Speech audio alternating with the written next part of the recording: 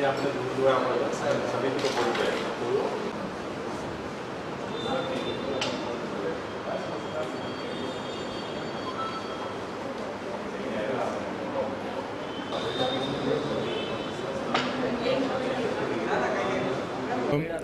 Doctor Sumit Unadkat અહીંયાની એમ્પેશા medical કોલેજના PSM વિભાગમાં associate professor છું અને અત્યારે જે વિકટ પરિસ્થિતિ છે એના ભાગરૂપે અને સહયોગ રૂપે એમ્પેશા મેડિકલ કોલેજ દ્વારા બધા ડૉક્ટર સ્ટાફ તરફથી બ્લડ કેમ્પનું એક આયોજન થયું છે અને બધો જ સ્ટાફ એમાં પાર્ટિસિપેટ કરી રહ્યો છે. તો લોકલ પબ્લિક અને આમ પ્રજાને પણ એવી રિક્વેસ્ટ છે કે એ પણ પોતાનાથી જેટલો બને એટલો વધારે સહયોગ આપે.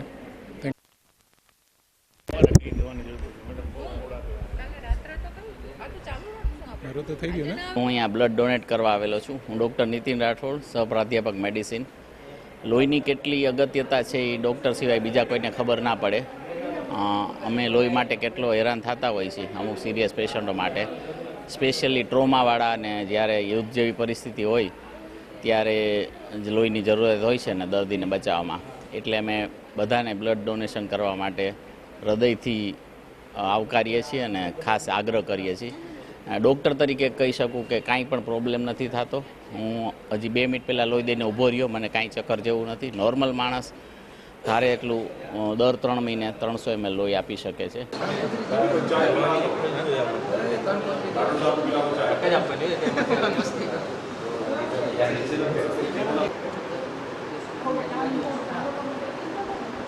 પરિસ્થિતિને ધ્યાને લઈ અને ગુરુ ગોવિંદસિંહ હોસ્પિટલ તમામ પ્રકારની સગવડો સાથે સજ્જ છે એવા સમયોમાં જ્યારે બ્લડની અત્યંત જરૂર જણાય એ માટે જે જામનગર જિલ્લામાં આપણી પાસે જે મેક્ઝિમમ સ્ટોરેજ કેપેસિટી છે, એટલે કે અંદાજે 7,000થી વધારે બેગ્સનો આપણે સ્ટોર કરી શકીએ એમ છીએ, એ સ્ટોર ફૂલ કરવાની આપણી ઈચ્છા છે.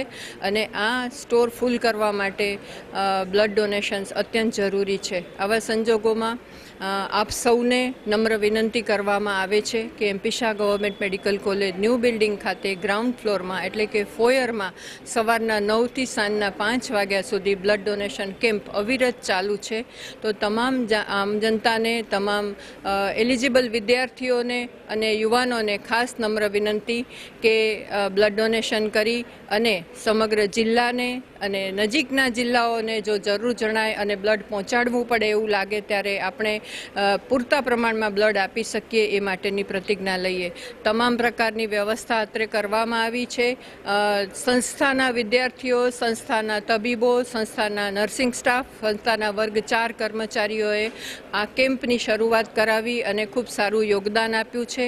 હવે જાહેર જનતાને પણ આ બાબતે નમ્ર વિનંતી છે કે આવો અને આ રક્તદાનના કેમ્પમાં જોડાઓ. અચ્છા, ગુજરાતીમાં